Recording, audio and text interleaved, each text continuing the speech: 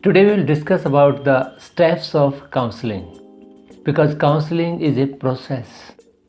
It involves many sessions. Therefore, there has to be some sequence of the steps so that anybody can follow those steps and do the process of counseling effectively. The first step of the counseling is rapport building with the client.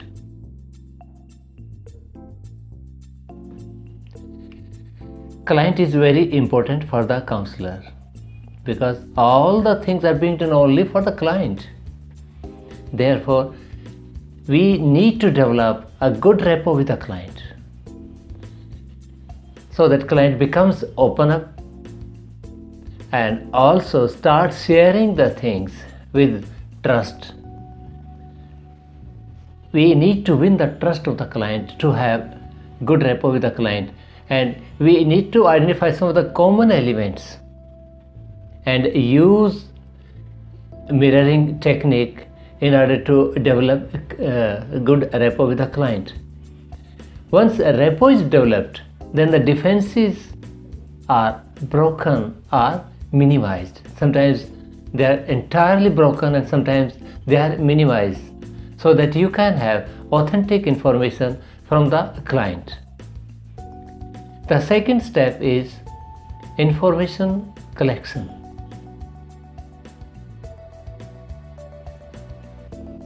We need information from the client. In fact, in the process of developing rapport, also we collect some of the information about the client.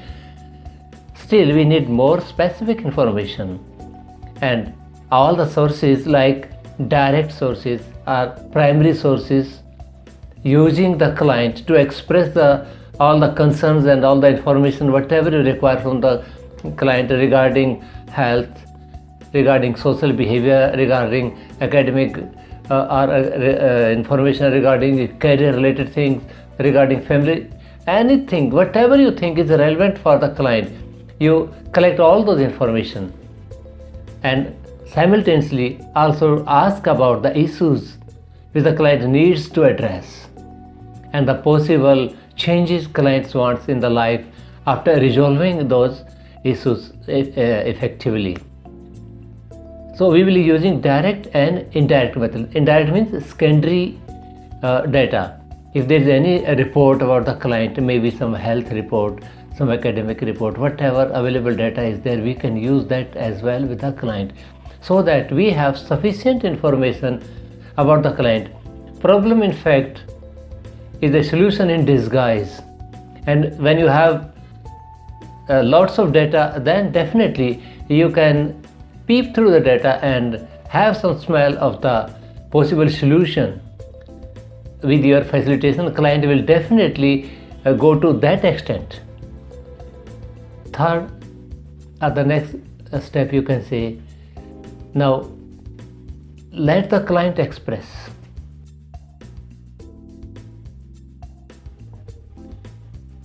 Facilitate communication with the client. Some clients speak very little, while some clients do not stop at all. You need to use your wisdom and professional expertise to facilitate the communication process. If the client is speaking too much, keep the client on track, and if the client is speaking too less, then facilitate a communication with the client. In any case, give enough opportunity to the client. Counseling is a counseling based approach. Most of emphasis will remain only on the client. Therefore, clients needs to open up and express fully. Give opportunity for catharsis.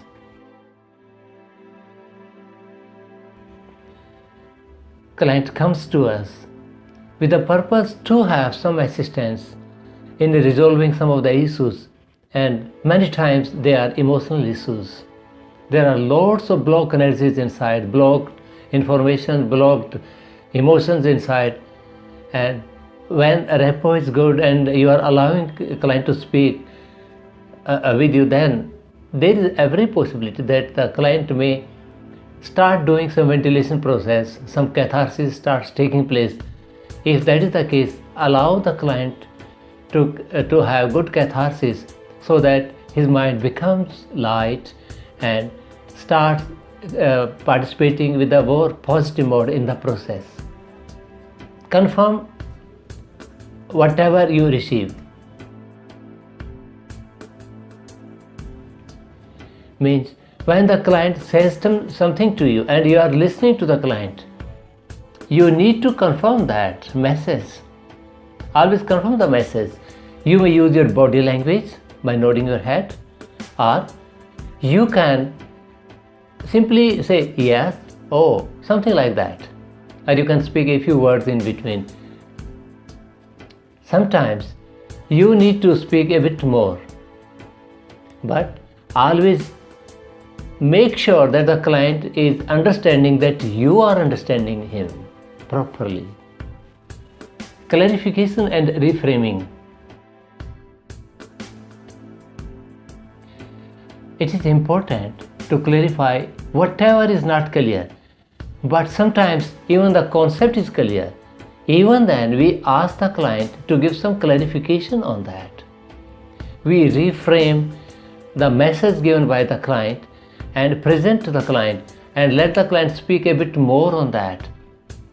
It gives more opportunity to the client to express fully, and more important is that the client now is convinced that you are taking keen interest in the client and the process is going on very smoothly.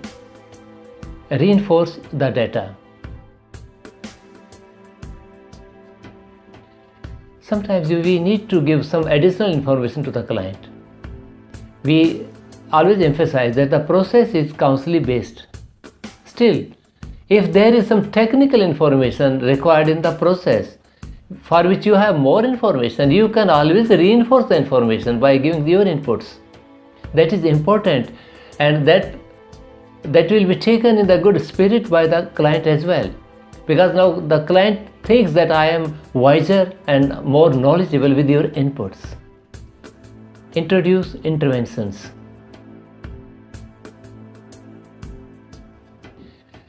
We also need to introduce some of the interventions. If there is some behavioral issues and some intervention is required, maybe sometimes desensitization is required, sometimes circle therapy is required, whatever the technique is required, depending upon the nature of the problem, then we need to introduce all those interventions so that the issue is resolved easily. Analysis and evaluation. It is also quite important. When client has arrived at a few options, with your discussion, lots of realization will take place in the mind of the client and some options will be created. He'll say, this may be the solution, this may be the solution, this may be the solution, maybe 1, 2, 3 or even sometimes more. Options are created by the client because of your facilitation only. Now the problem is, which is more suitable? At this point, you need to facilitate the process. With your expertise, you will ask the client, let us discuss each of the options.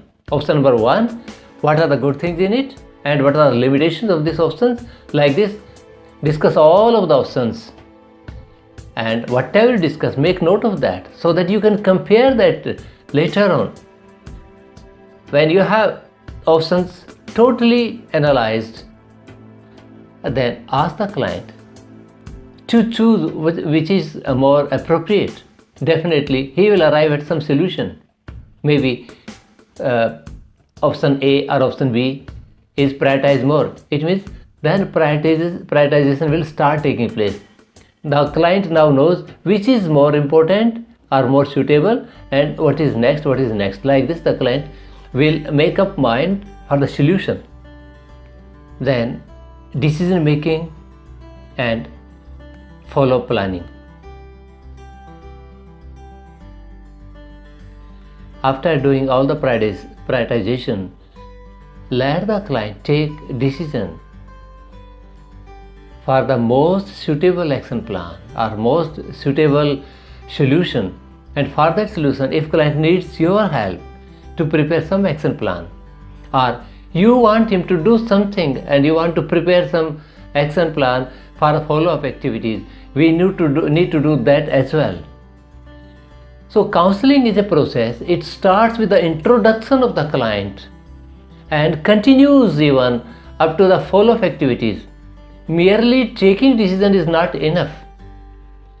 Making sure that the client is sticking to whatever has been decided, because later on we may be required, if that is not working, then we will be helping the client to opt for the second one. Therefore, follow-up is also an essential component and essential step of the counseling process. We need to do counseling by following all the steps in this sequence, that it becomes very easy